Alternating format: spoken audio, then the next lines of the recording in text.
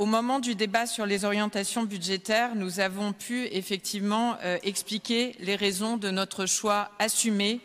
Le choix assumé qui consiste à augmenter de manière modérée la taxe foncière de 4,5%, de manière à générer 10 millions d'euros de recettes pour faire face à un choc inédit, un choc financier inédit connu par la ville de Bordeaux qui dépasse les 50 millions d'euros sur les 3 dernières années. Choc lié à la crise sanitaire d'une part et bien sûr à la crise énergétique et inflationniste d'autre part. Dans ce cadre, nous mesurons l'effort que nous demandons aux propriétaires bordelais. Ces 10 millions d'euros ne sont pas pour la mairie, mais bien pour financer la facture énergétique, le CCAS, les associations et tous les services dont les Bordelaises et Bordelais pourront continuer de bénéficier au quotidien. Ainsi, nous préservons notre épargne brute qui reste à un niveau tout à fait honorable de 32 millions d'euros et bien sûr notre capacité à investir pour l'avenir, des investissements qui augmentent de 15% à 151 millions d'euros sans exiger d'emprunt massif ni dégrader les perspectives financières de la ville à moyen terme. En résumé, ce budget est un budget offensif et solidaire. Solidaire en ce qu'il maintient et renforce des services publics de qualité. Je le rappelle, nous le rappelons, il n'y aura aucune fermeture d'équipements ni réduction d'horaires ou de services. Nous faisons même le choix d'accroître les services aux habitants. C'est ainsi que nous produisons cette année 52 places en crèche supplémentaires pour atteindre notre objectif de création de 510 places sur le mandat, soit une augmentation de 20%. Nous créons des places en périscolaire, 200 places les mercredis, 100 pendant les vacances, plus 3,5%. Nous augmentons la part du bio et la qualité des repas, des repas qui sont servis aux enfants dans les cantines. Nous développons le savoir rouler à vélo dans les écoles élémentaires. Nous créons des places supplémentaires en résidence autonomie pour les personnes âgées. Nous ouvrons une maison France Service aux Aubiers à l'initiative de la ville. Nous créons des parcours EAC adaptés pour chaque enfant avec des résidences d'artistes dans chaque école. Nous recrutons pour la sécurité 10 nouveaux recrutements en 2023, en plus des 25 que nous avons réalisés depuis le début de mandat. Ce budget est solidaire aussi en ce que le budget municipal amortit les chocs pour ses habitants.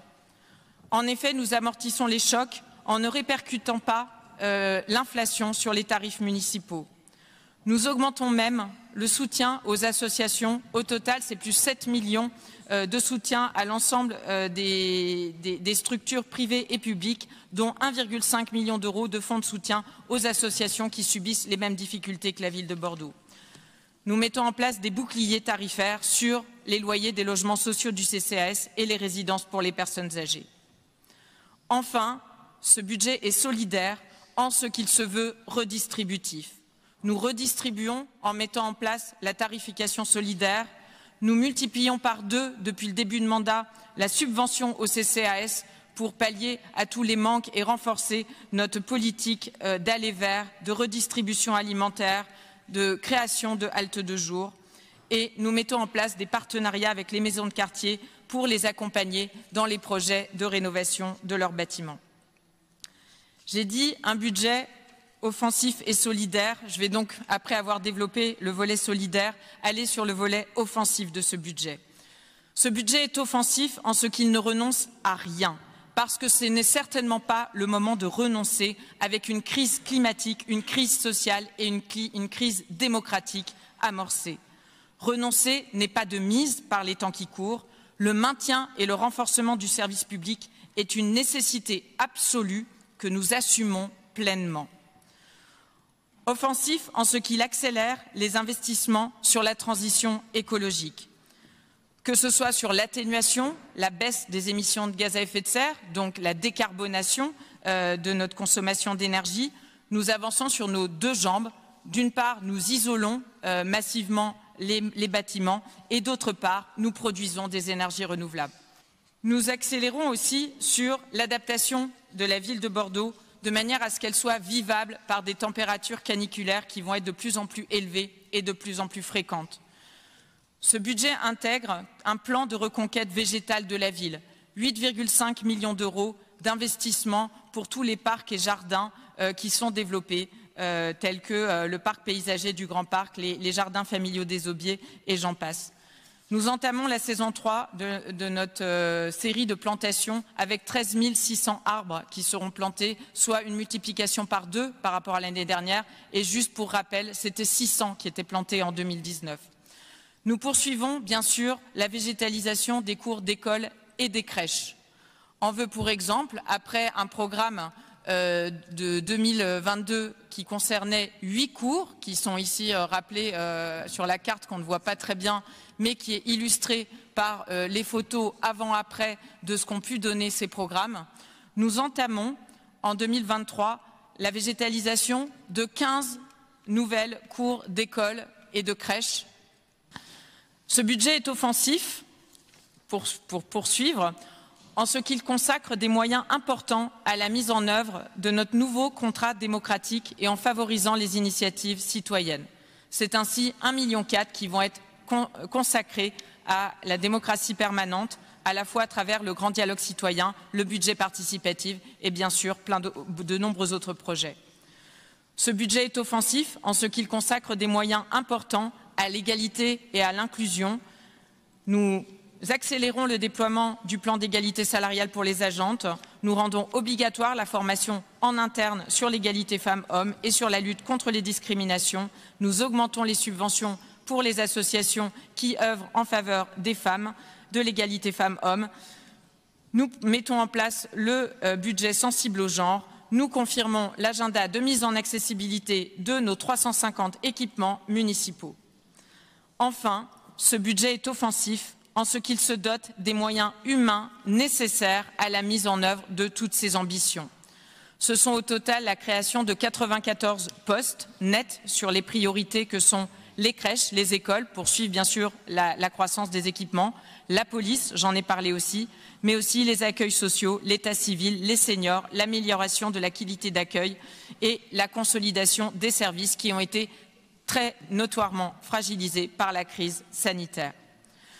Donc nous ne renoncerons pas, car oui, nous avons un idéal, celui de réussir la transition qui s'impose à nous, de faire une transition juste socialement, de garantir les services publics, de travailler à une ville toujours plus égalitaire. Alors, par rapport à tout ce que j'ai pu entendre, la seule phrase qui me vient, c'est tout ce qui est excessif est insignifiant. Et je crois qu'il y a beaucoup d'excès dans tout ce qui est dit et beaucoup de choses qui sont fausses. Et ce que j'ai envie de dire, c'est que moi, je suis venue pour faire de la politique autrement et je crois que je partage cette valeur avec mes collègues. Alors que vous aviez clairement l'opportunité en commission des finances de venir nous proposer ces amendements, qu'on puisse en discuter, qu'on puisse avoir un dialogue, vous expliquer pourquoi la ligne sur l'investissement de la transition écologique baisse de 4 millions, parce qu'il y a eu l'indemnité exceptionnelle du Grand Parc pour le réseau de chaleur. Tout ça, on aurait pu en discuter. Et donc, on n'a pas eu ça. Parce que moi, j'ai envie de dire que ce que vous utilisez, c'est les vieilles recettes. Pourquoi vous avez sorti des amendements hier soir, ce matin? Pourquoi vous avez fait ça? Juste pour exister en réalité. Il n'y avait aucune volonté d'être constructif dans la manière dont vous avez procédé. Procéder de manière constructive, ça aurait été vraiment venir en discuter en commission finances. Malgré tout, on a fait le travail, on a regardé depuis hier soir tous les amendements, donc au total 19. On les a regardés sérieusement.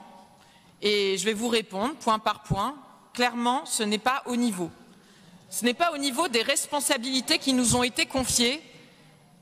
Je crois que les Bordelaises et Bordelais méritent et attendent beaucoup mieux que ça. Et je vais vous expliquer point par point, et je vous proposerai plutôt de rester, parce que ça peut peut-être être intéressant d'avoir aussi notre vision par rapport à vos propositions. Les amendements que vous proposez, ce sont des coupes sombres. sur des lignes budgétaires en méconnaissant totalement ce qu'il y a derrière. Derrière des dépenses, il y a des services au Bordelais, il y a des choses que la municipalité fait. S'il vous plaît, soyez correct. Écoutez, vous plaignez pas de la mauvaise qualité du débat. Une ligne comme ça, oui, ça a des conséquences. Donc je vais tâcher de vous expliquer les conséquences. Je vais commencer par le chauffage urbain, parce que alors celle-là, elle m'a vraiment scotché. J'ai l'impression que vous n'avez pas vraiment compris en quoi consiste la transition énergétique, à décarboner notre énergie. Nous lançons un programme ambitieux de raccordement de nos bâtiments municipaux au réseau de chaleur, 19 en 2023, 60 à la fin du mandat. Oui, nos coûts de rémunération des réseaux de chaleur urbains vont augmenter et en parallèle, nous allons accroître notre autonomie énergétique et donc baisser notre dépendance au gaz et à l'électricité. Donc du coup, je trouve ça quand même un peu bizarre de baisser une ligne comme celle-là. Et en tout cas, ce n'est clairement pas au niveau de l'ambition que nous portons sur ce sujet. Ensuite, sur les contrats de service, vous êtes revenus à nombreuses reprises. Moins 2,5 millions d'euros, c'est ce que vous proposez. Alors c'est juste ne pas omettre, ne pas savoir, mais on aurait pu en discuter là encore, que c'est sur cette ligne qu'il y a les prestations au SIVU. Et les prestations au SIVU, je le rappelle, on augmente de 1,8 million pour faire face au choc énergétique du SIVU, à l'augmentation très forte des denrées alimentaires, plus 12%, et à la revalorisation aussi des rémunérations. Donc baisser de 2,5 millions sur une ligne où on a un choc de 1,8 million, autant vous dire que ça va dégrader très fortement le niveau de service du SIVU, où ça va réduire très fortement le nombre de repas servis. Si on fait le calcul, c'est moins 20% de repas qui sont servis par le SIVU. Petit équipement, c'est pas du tout une connerie, puisque 1,8 million, c'est le coût du SIVU qui est sur cette ligne. Donc comment vous voulez la baisser dans d'une telle ampleur? Moins 24% de petits équipements. Petits équipements, c'est les fournitures dans les écoles. C'est les tables, les chaises. Je rappelle juste qu'on a ouvert 4 nouveaux groupes scolaires l'année dernière, on en rajoute 2 cette année. Comment voulez-vous faire moins 24% alors qu'on a des équipements en plus, dans un contexte inflationniste où tout coûte plus cher? On va ouvrir des écoles sans table et chaises. Alors, fêtes et cérémonies, réception, je crois qu'il y a un petit malentendu sur les numéros de compte, puisque vous utilisez 2 fois le même. Ce que je comprends, c'est que nous suggérez de baisser de 50%, une ligne que nous avons déjà baissée de 30% par rapport à vos orientations qui dataient de 2019, que l'on rebaisse encore de 6%. Donc, à part vraiment être favorable à un repli total de Bordeaux sur elle-même, je ne vois pas trop comment on peut aller beaucoup plus loin sur ce type de ligne. Donc au final, moi ce que j'ai envie de dire pour conclure, c'est, je comprends bien ce que vous cherchez derrière toutes ces propositions, ces suggestions. En réalité, ça vous gêne beaucoup que nous déroulions notre feuille de route, notre projet de mandature. C'est bien ça que vous ne voulez pas, que nous avancions sur le projet d'une ville apaisée, où il fait bon vivre, qui est engagée de manière résolue sur la transition écologique, énergétique, sur la lutte contre le réchauffement climatique. Une ville où les services publics sont là, sont maintenus, à portée de tous les habitants. Une ville où on ne laisse personne au bord du chemin.